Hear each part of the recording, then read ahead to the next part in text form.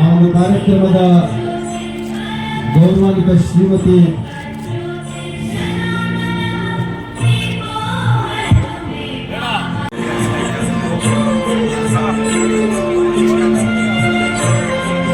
ಸಿಕ್ಕರೆ ಅದು ಮಕ್ಕಳ ಶಿಕ್ಷಣ ಕೊಟ್ಟಾಗ ಮಾತ್ರ ಅದು ಸಾಧ್ಯ ಆಗ್ತದೆ.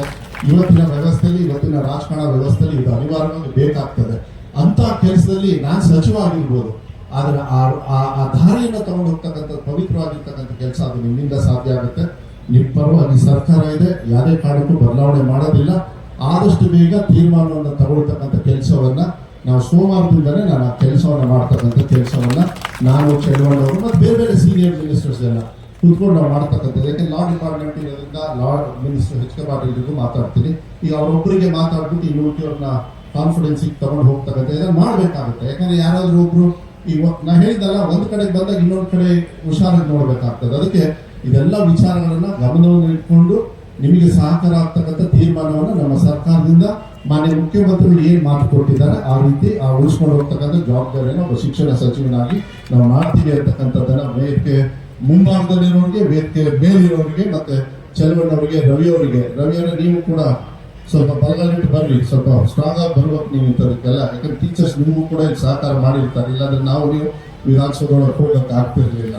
ಅದಕ್ಕೆ ಸ್ವಲ್ಪ ನೀವೆಲ್ಲರೂ ಕೂಡ ಸಹಕಾರ ಮಾಡಬೇಕು ಅಂತಕ್ಕಂಥದ್ದನ್ನ ಹೇಳಿ, ಇನ್ನು ಯಾವುದೇ ಸಮಸ್ಯೆ ಇದ್ರೂ ಕೂಡ ನಮಗೆ ನುಗ್ಲಿಯವರು ಮತ್ತೆ ನಾಗೇಶ್ ಅವರೆಲ್ಲರೂ ಕೂಡ ನಿಮ್ಮ ಪರವಾಗಿ ಸಾಕಷ್ಟು ಧ್ವನಿಯನ್ನು ಎತ್ತುತ್ತಾರೆ, ಕೇಳ್ತಾರೆ. ಅವ್ರು ಕೇಳೋದ್ರಲ್ಲಿ ಅರ್ಥನೂ ಕೂಡ ಇರ್ತದೆ, ಇಲ್ಲ ಅಂತಕ್ಕಂಥದ್ದನ್ನು ಹೇಳ್ತಾ, ಸಾಕಷ್ಟು ಸಮಸ್ಯೆ ಇದ್ರೂ ಕೂಡ ಶಿಕ್ಷಣವನ್ನು ಕೊಡೋದ್ರಲ್ಲಿ ಪ್ರಾಮಾಣಿಕವಾಗಿ ಆ ಕೆಲಸವನ್ನ ನಾವು ಮಾಡಿಕೊಂಡು ಹೋಗ್ತೀವಿ ಅಂತಕ್ಕಂಥದ್ದನ್ನು ಹೇಳಿ, ನಮ್ಮ ತಂದೆಯವ್ರಿಗೂ ಕೂಡ ಸಾಕಷ್ಟು ಗೌರವವನ್ನು ಈ ಕಡೆ ಇವತ್ತು ಮಾತುಗಳನ್ನು ಹೇಳಿ ಅವ್ರ ಬಗ್ಗೆ ಗೌರವವನ್ನು ಕೊಟ್ಟಿದ್ದೀರಿ.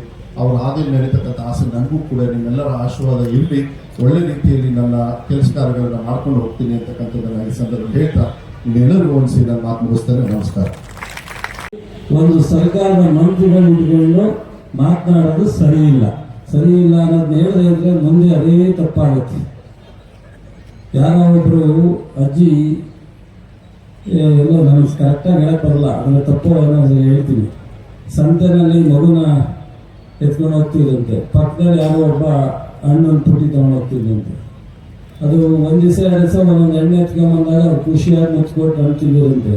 ಮತ್ತೊಂದು ದಿವಸ ಆಗುತ್ತೆ, ಒಂದು ದೊಡ್ಡ ಪ್ರಮಾಣದ ಕಳ್ತನ ಮಾಡಿದಾಗ ಪೊಲೀಸ್ನವ್ರು ಬಂದಾಗ ಅವನು ಹೇಳದಂತೆ, ಇದಕ್ಕೆಲ್ಲ ನೀನೇ ಕಾರಣ ಕಣಮ್ಮ, ನೀನು ನನಗೆಲ್ಲ ಹಣ್ಣು ಕೊಟ್ಟಾಗ ಸಂತೋಷವಾಗಿ ನನ್ನನ್ನು ಖುಷಿ ಪಡಿಸ್ದೆ, ಅದಕ್ಕೆ ನಾನು ಇವತ್ತು ದೊಡ್ಡ ಕಳ್ತನ ಮಾಡಿದೆ, ಇವತ್ತು ನಾನು ಜೈಲಿಗೆ ಹೋಗ್ತಾ ಇದ್ದೀನಿ ಅಂತೇಳಿ ಅವನು ಅಮ್ಮನಿಗೆ ಉಗಿದ್ಬಿಟ್ಟು ಅಥವಾ ಏನೋ ಬೈದ್ಬಿಟ್ಟು ಹೋದ ಅಂತ ಹೇಳಿ ಒಂದು ಜೋಕ್ ಕೇಳಿದೆ, ಕಥೆನೋ ಜೋಕಲ್ಲಿ.